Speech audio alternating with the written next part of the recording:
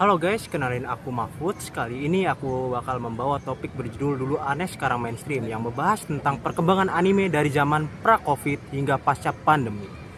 Sebelum dimulai, aku ingin membawa pantun dulu nih. Jalan-jalan sore ke Kebayoran, sehingga sebentar membeli mainan. Anime bukan segala tontonan, tetapi budaya, jembatan budaya dan persahabatan. Kita semua pasti merasakan betapa sulitnya saat pandemi melanda. Pintu-pintu terkunci, rasa bosan menjadi musuh nomor satu kita. Di saat itulah banyak dari kita mulai menekan tombol play pada serial anime di Netflix atau Bilibili karena tidak punya pilihan lain untuk menggerus kebosanan itu. Tanpa sadar, saat itu juga sebuah revolusi dimulai. Hari ini, aku tidak hanya akan berbicara tentang kartun Jepang. Aku akan berbicara tentang bagaimana pandemi mengubah selera jutaan umat manusia. Dunia perlahan-lahan bergeser, teman-teman. Suatu yang dulu dianggap aneh sekarang telah menjadi mainstream. Sebuah subkultur yang dulunya bersembunyi di balik bayang-bayang kini berdiri tegak di panggung utama industri kreatif global yang sangat disanjung dunia. Perubahan ini tidak terjadi secara tiba-tiba, melainkan secara gradual yang memakan pergolakan sosiologis kultural yang masif.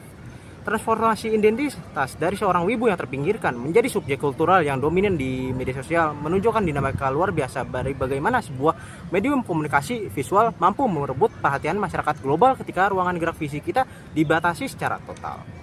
Mari kita bayangkan kembali di ruangan kamar kita pada tahun 2020. Ruangan yang tertutup, monoton, kecemasan dari berita yang berseliweran, dan keterbatasan interaksi sosial. Dalam kondisi tersebut yang rentan, jutaan pasang mata mencari pelarian yang ekspresif. Dan di sanalah algoritma platform digital mempertemukan estetika visual Jepang dengan dahaga emosional masyarakat modern global. Sebelum memahami lompatan besar ini, mari kita bedah terlebih dahulu apa itu anime secara struktural.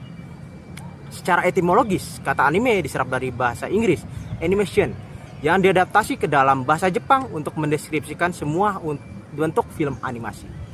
Namun, jika kita melihat dari kacamata akademis, definisi ini meluas melampaui batas geografinya. Menurut data yang dirilis oleh Association of Japanese Animation, dalam laporan tahunan mereka, struktur industri ini mengalami reorganisasi total yang dipicu oleh perubahan pola konsumsi media global. Jika kita tarik ke belakang, ada jurang pemisah yang sangat lebar antara era pra-Covid, era Covid hingga pasca Covid, bagaimana audiens mengkonsumsinya. Di era pra-Covid, industri ini didominasi oleh jalur distribusi marginal. Kita menyaksikan anime tertentu di dalam situs ilegal yang banyak banget iklan sekaligus resiko serangan virus. Menjadi penonton di anime di masa itu memerlukan usaha yang sangat ekstra. Situs-situs legendaris era lampau yang kini telah tumbang menjadi saksi bisu bagaimana akses terhadap budaya populer ini dulunya mengalami restriksi struktural. Rendahnya penetrasi pasar platform legal di Indonesia membuat penonton lokal harus bergantung pada transaksi komunitas sukarela yang seringkali memiliki kualitas yang tidak seragam. Namun, era pandemi menjadi suatu pemicu transisi ke era baru, era distribusi legal. Platform seperti Netflix, Bilibili, hingga kanal YouTube Mush Indonesia. Pergeseran medium penayangan dari situs ilegal ke aplikasi legal ini yang memperluas akses hiburan, mengubah anime dari hanya segelintir kelompok hingga ke banyak orang. Berdasarkan data dari laporan internal Netflix, pertumbuhan penonton kategori anime di kawasan Asia Tenggara mengalami peningkatan ekspansif terbesar, lebih dari 4 kali lipat dari tahun 2020 dibandingkan dengan tahun lainnya. Pergeseran ini membuktikan bahwa kemudahan akses legal berbanding lurus dengan perluasan demografi penonton. Jika kita gambarkan, fenomena ini menggunakan aspek analogi. Proses keluarnya komunitas anime ke ruang publik ini diibaratkan sebagai migrasi besar digital. Bayangkan, stigma anime di masa lalu adalah benteng penghalang yang tinggi serta kokoh. Di dalam benteng tersebut, ada suatu kaum penggemar yang kita sebut sebagai wibu. Mereka terisolasi, kerap dihakimi, dan dicap masyarakat sebagai golongan yang begitu norak jika berani menunjukkan identitasnya. Konstruksi sosial masa lalu menempatkan konsumsi animasi Jepang sebagai bentuk kegagalan adaptasi sosial atau eskapisme yang tidak sehat. Sementara itu, pandemi COVID-19 datang tidak hanya sebagai musibah semata, melainkan juga memiliki peran sebagai penghancur benteng tersebut. Ketika benteng pembatas itu terkikis habis oleh isolasi global, jutaan orang dari luar benteng berbondong-bondong masuk, stigma itu lebur, benteng itu hilang, dan apa yang tersisa dari pasca keruntuhan tersebut adalah ruang yang terbuka di mana semua orang bebas merayakan kegemaran mereka tanpa merasa takut dihakimi. Salah satu fenomena menjadi pemicu hancurnya tembok besar ini yaitu penayangan anime yang mungkin teman-teman udah familiar ya, Attack on Titan Season 4. Kita tidak bisa mendiskusikan transisi mainstreaming ini tanpa memberi dampak sosiologis dari karya Hajime Isayama ini. Sebelum terjadinya pandemi, audiens anime ini mayoritas adalah dari golongan wibu-wibu generasi lama yang mengikuti perkembangannya sejak musim 2013 melalui forum-forum internet yang masih disebut yang ilegal. Namun, ketika masa itu datang, fenomena luar biasa terjadi. Dunia peranimean, garis lini masa depan media sosial kita mulai dari X, TikTok hingga Instagram mendadak dipenuhi oleh orang-orang awam, bahkan termasuk dari beberapa yang awalnya meledek anime bau bawang, ikutan berteriak histeris jargon Sasageo.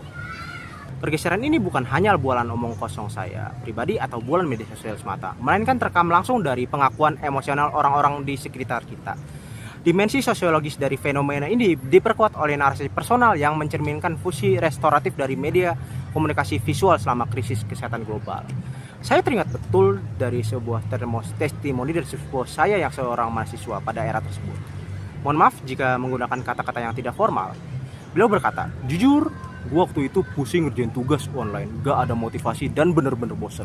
Tapi semenjak gua nonton Slice of Life dan Shonen, di situ gua menemukan pelarian yang sehat. Narasi tentang persahabatan yang kokoh, perjuangan pantang menyerah dalam anime memberikan gua sebuah motivasi untuk menjalankan hari-hari di era Covid. Bagi teman-teman yang ingin mendengarkan aspek objektif, mari kita bicara melalui angka. Berdasarkan data resmi dari Grand Review Research dan Japanese Video Software Association, total jam tayang penayang anime di platform legal di seluruh dunia mengalami lonjakan tajam hingga lebih dari 150% sepanjang rentang 2020 hingga 2022. Tidak hanya itu, nilai pasar industri global pada tahun-tahun sebelumnya berada di angka yang moderat. Kini pertumbuhan anime menembus valuasi yang fantastis, mencapai lebih dari 25 miliar dolar AS. Dan jika diproyeksikan akan terus tumbuh ekspansif dengan pertumbuhan tahunan gabungan sebesar 9,7% menuju dekade berikutnya. Angka-angka inilah menjadi bukti empiris bahwa anime bukan sebagai tren musiman, melainkan suatu kekuatan ekonomi yang menjanjikan dalam konstelasi industri hiburan global. Teman-teman sekalian, kita telah menyaksikan sebuah kronologi pergeseran budaya yang begitu luar biasa. Pandemi COVID-19 telah menjadi titik balik sejarah yang tidak akan pernah bisa kita putar kembali. Ia telah mengubah cara dunia memandang sebuah karya seni dari sudut pandang yang fundamental.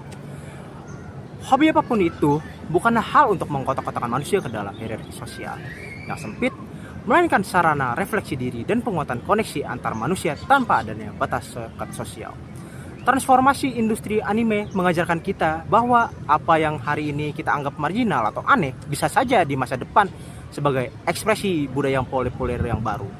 Mari kita menjadi pribadi yang lebih terbuka, inklusif, mengapresiasi setiap karya seni yang ada di sekitar kita. Kita harus membangun ekosistem sosial yang ramah terhadap perbedaan minat, di mana kreativitas dihargai berdasarkan keseragaman, melainkan berdasarkan kontribusi emosional dan estetikanya. Sekian, saya Mahfud Suduri, terima kasih dan sampai jumpa kembali.